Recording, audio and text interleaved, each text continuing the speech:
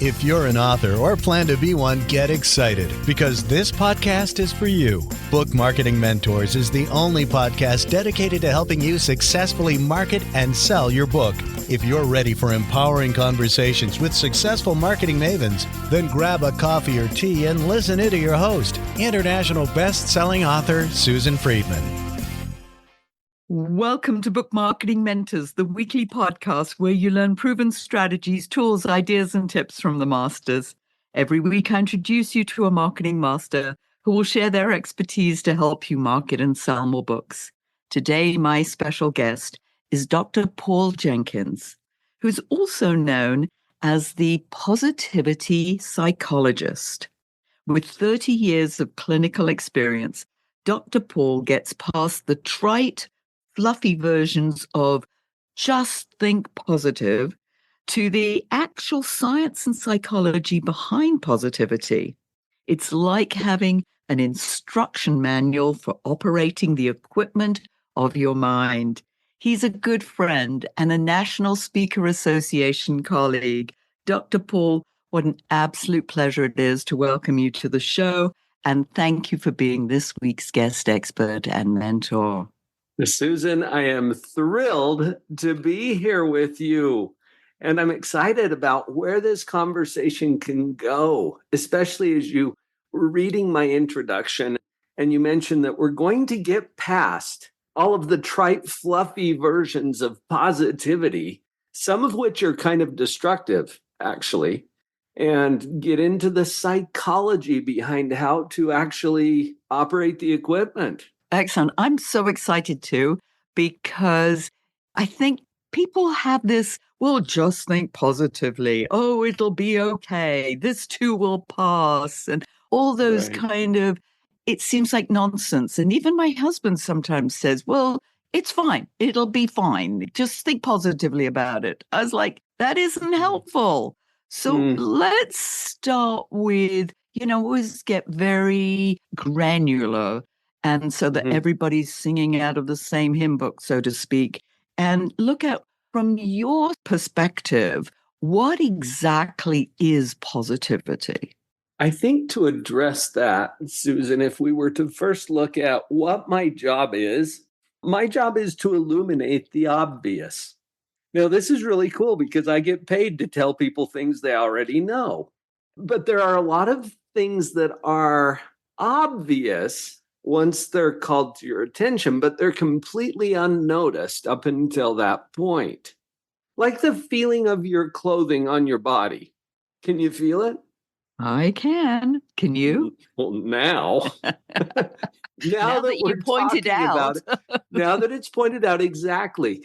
This is something that's obvious now, but was unnoticed until the point when I mentioned it. Or the fact that we're speaking English. Have you noticed? Well, I understand you, so you and I must be speaking and understanding the same language that we call English. Yes, and even slightly different versions of English. Yes. But now that it's called to our attention, it's obvious. And up until that point, it was unnoticed. Obvious, but unnoticed. This is the realm in which many of our mental processes are based. And they're completely obvious to you once I call them to your attention, but unnoticed up until that point. Just a moment ago, Susan, when you were mentioning the trite, fluffy version of just think positive, if our spouse or a coworker or someone says, well, just be positive, it's annoying. That's for sure. And it's definitely not helpful. And it usually triggers somewhat of a defensive response in the recipient. And that's because we're trying to tell them how to think. It's not our job to tell people how to think. That's up to them. My job is to show people that they are thinking, help to point out what the effect of that thinking is, and then it's totally up to them. I'm not here to tell you how to think. I don't have that kind of authority. But I do want people to see that they are thinking. And once they see the processes that are going on in their own mind, then they're in position to choose whether this thought serves me well or not. Until you see it as a choice, it's not. And we just roll with whatever our programming is. When you invite me to get granular about this, there are two specific processes that are going on in your brain all the time. You can't turn them off. What are they?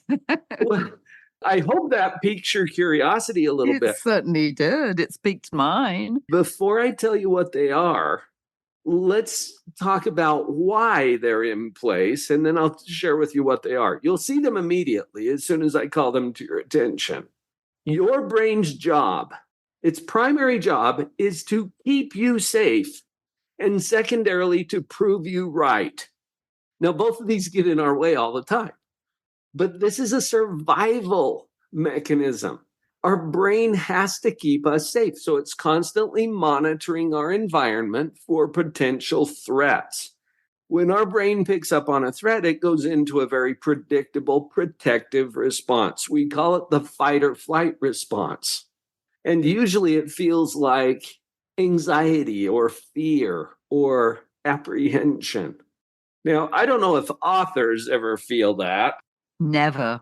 Oh, they're so confident, so positive. All the time. Liar, right? pants on fire, yes. And what is it that gets in our way more than anything else when we set out to publish our book, for example?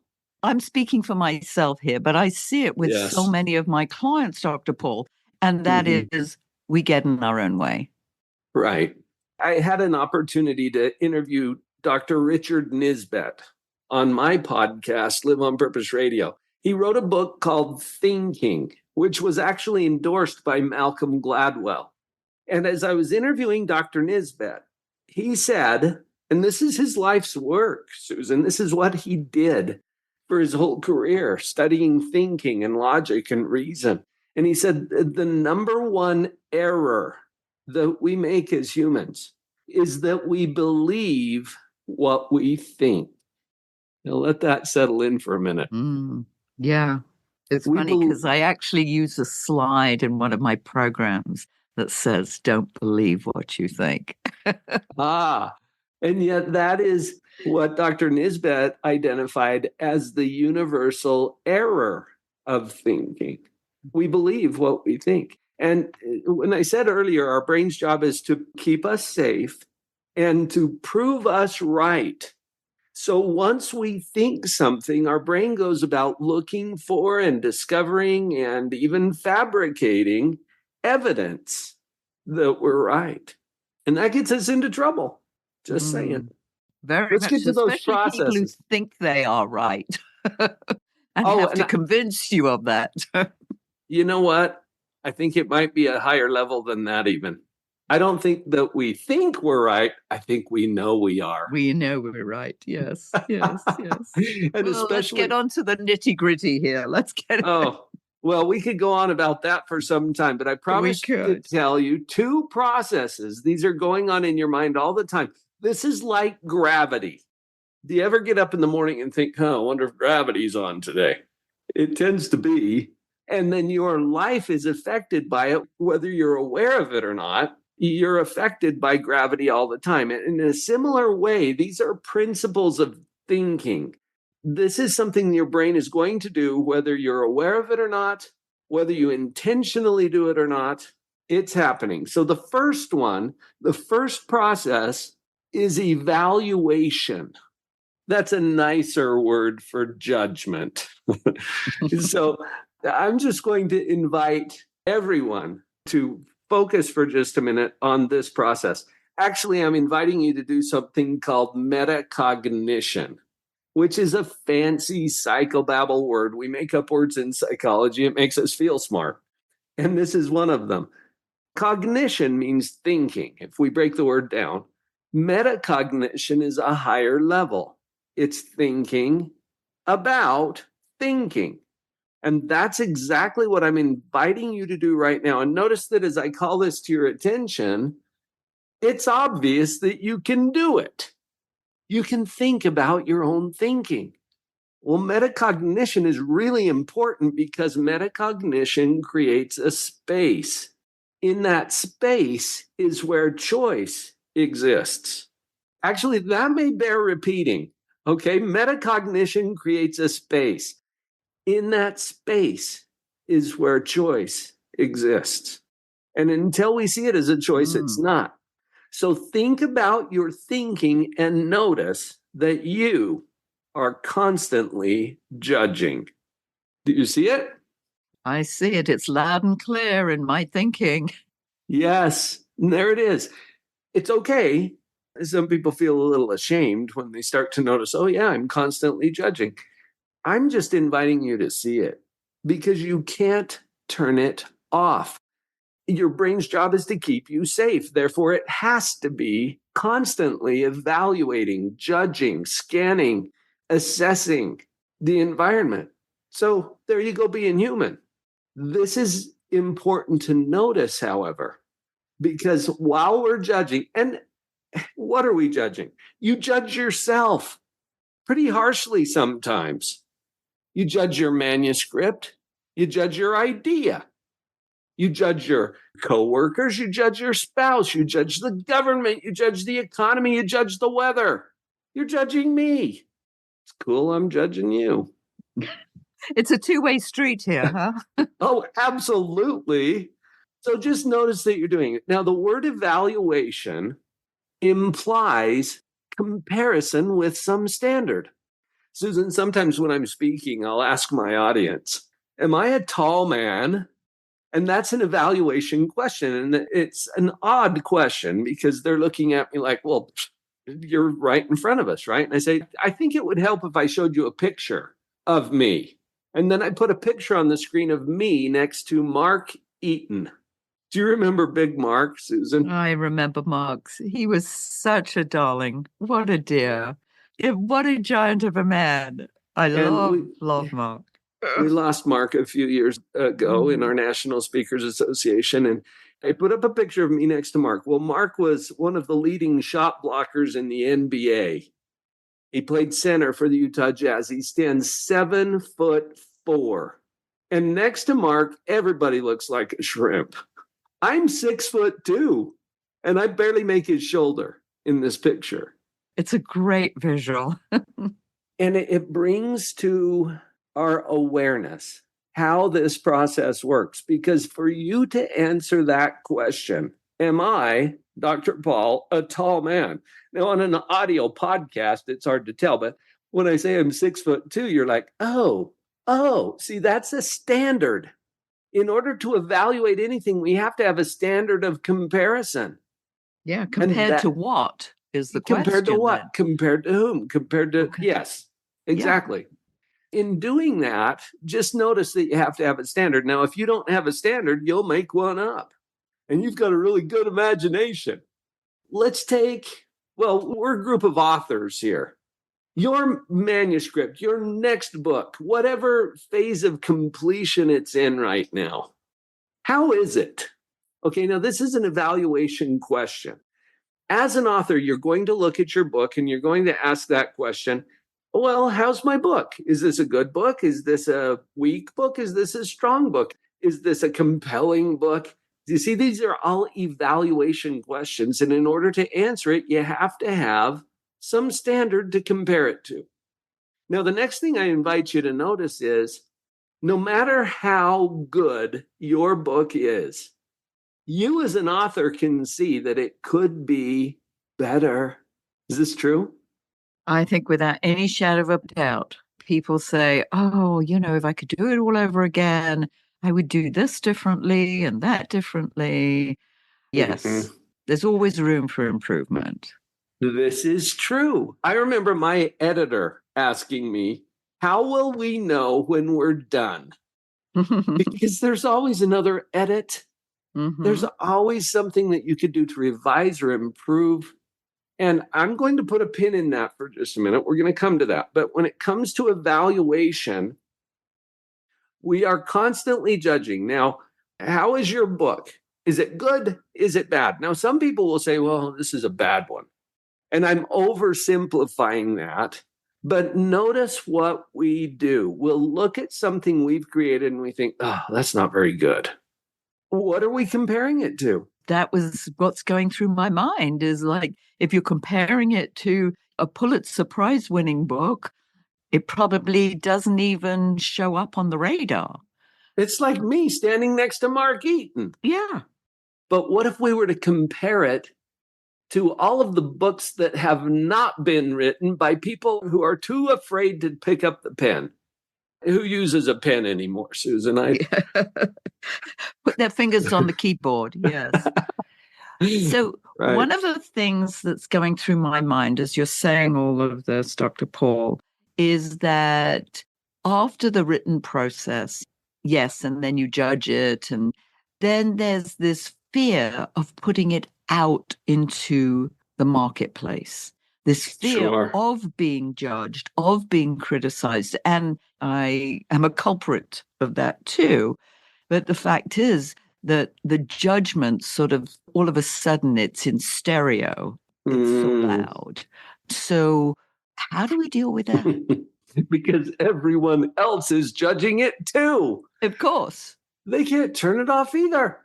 And some are going to love it and some are going to hate it. And if nobody hates your book, you're probably not clear enough in your marketing. That's a scary thought. Well, you're inviting someone to not like it. Exactly, because the lovers and the haters of whatever you've created are already out there. When you put it in front of them, they have an opportunity now to make that known.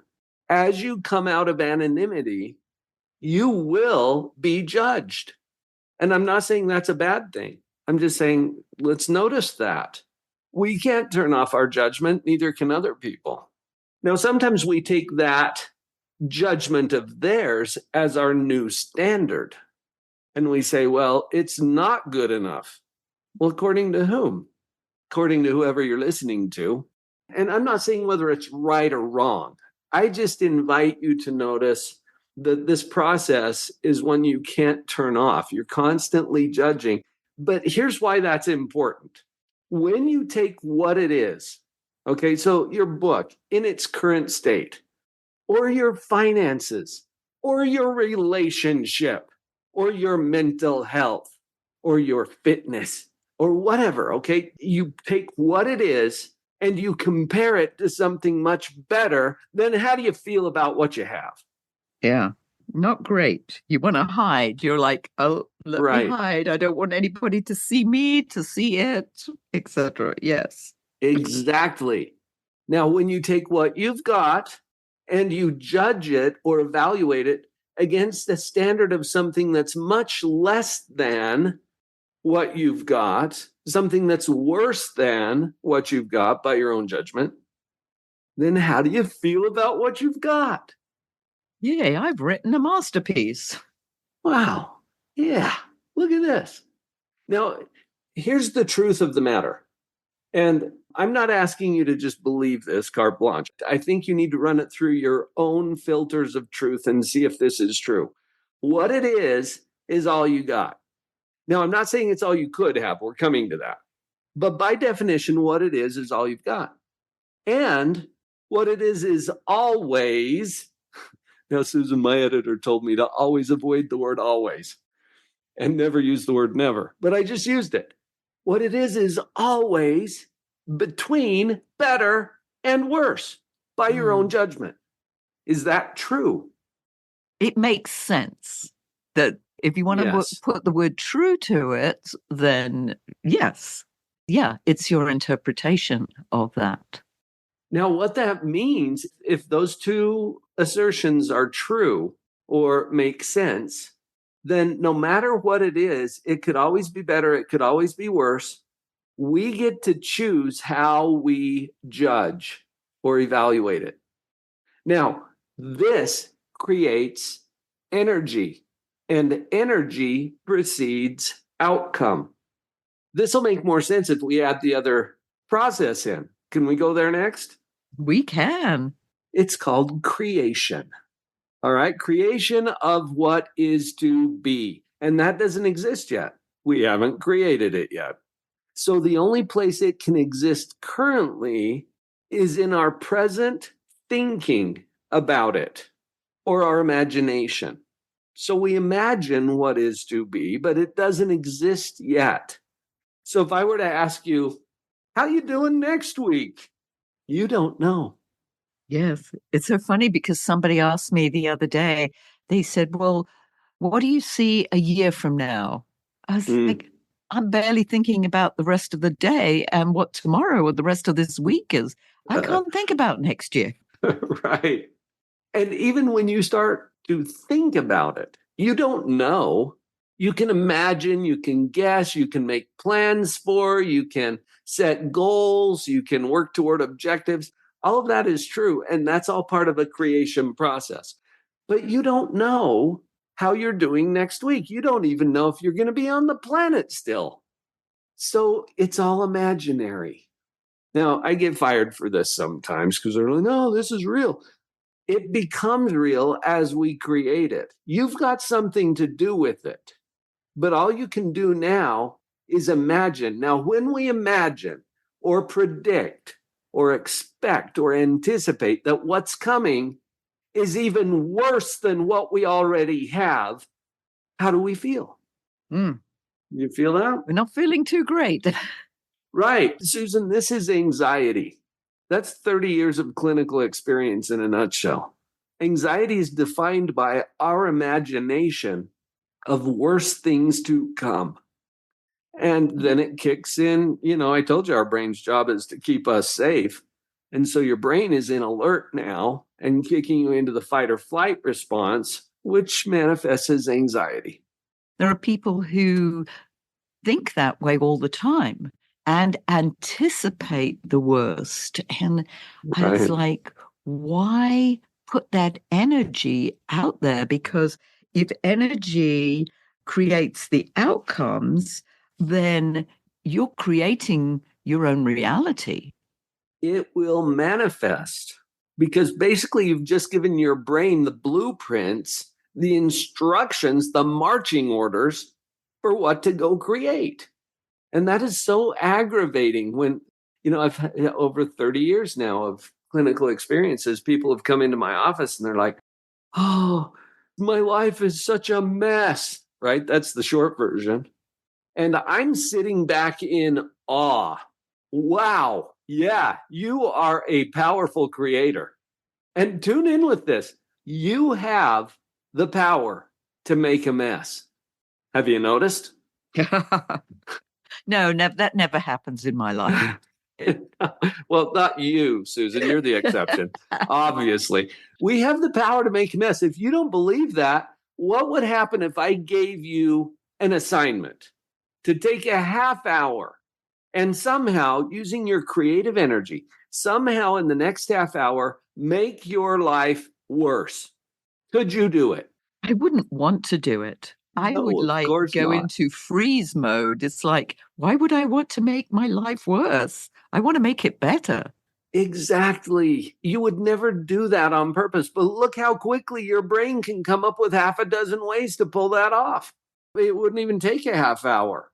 This is good news. You have the power to make a mess. But wait, how is that good news? Well, if you have the power to make a mess, then you have the power to make. And that is good news. Now, what we're going to make depends on what we imagine and a very clear creative process that we can go through. But rather than going into that right now, focus on the energy, the feelings. When we imagine that what's coming is even better than what we've already got. When we imagine it, predict it, expect it, anticipate it, how do we feel? It's exciting. And, I Yes. always listen to my client's voice or prospect, how they talk about their book. And if they're Mm-hmm. enthusiastic and passionate about it, I'm excited to work with them. But if they're like Yes. blur about it, it's like, well, if you're not enthusiastic about your own work, why should anybody else be? Right. Energy So, precedes outcome. yeah, it certainly does. Dr. Paul, we could go on for hours about this. It is so intriguing. I love this stuff. I could eat it for Uh, breakfast, lunch, and dinner. I In the do. meantime, You do, I know. In the meantime, I know our listeners will want to know how to find out more about you and your brilliance. Thank you, Susan. And you know that I've put this into a visual model because I believe that our brain learns things better when we can wrap our heads around a model. And I've created one of those. It's in a mini book called Portable Positivity. And I think the best way for any of you who are listening to connect with me is go get a copy of that mini book. I've got a free digital download of Portable Positivity ready to deliver to you. Just if you'll remember my name, Dr. Paul Jenkins, spelled with a dr.com/Susan. So you got to remember both of your hosts here today, your host and your guest. drpauljenkins.com/Susan. That will get you a free digital download of this mini book. And I think that's the best way to follow up on what we've talked about here, because it will put the model into your hands. And it's even got a picture of me standing next to Mark Eaton in it. I know, I can see it right now. First of all, thank you for your generosity. This is an incredible piece, listeners. So I hope, if nothing else, that you go and download that, because it really just goes through Dr. Paul's model and you're like, oh, is it really that simple? It'll make more sense once you see the visuals to it as well. Exactly. So, Dr. Paul, as you know, we always end off asking you to share a golden nugget with our listeners. What's yours? The one that's coming to mind very strongly for me right now is this: circumstances are neutral. And in saying that circumstances are neutral, I'm not saying that they are easy or painless. They may be extremely difficult and painful. What I'm saying is it could always be better. It could always be worse. When you notice that, it puts you back into a position of choice relative to your thoughts, and specifically evaluation thoughts and creation thoughts. This allows you to control the equipment of your own mind. And that's why that came as the golden nugget. Circumstances are neutral. Fantastic. Yes. And, as I said in the introduction, that, you have an instruction manual for operating the equipment of our mind. And you've certainly given us part one of that. So, and the rest is in the Portable Positivity book, listeners, which there'll be a link in the show notes for you to download that. Dr. Paul, this has been amazing. Thank you so much for sharing your wisdom. I think there is room for you to come back. In fact, I not only think, I know there's room for you to come back for us to do a part 2 of this, because this is so juicy. So we'll have to set that up. That would be awesome. I will welcome the opportunity. Thank you, Susan. Thank you. And by the way, listeners, if your book isn't selling the way you wanted or expected to, let's you and I jump on a quick call together to brainstorm ways to ramp up those sales, because you've invested a whole lot of time, money, and energy, and it's time you got the return that you were hoping for.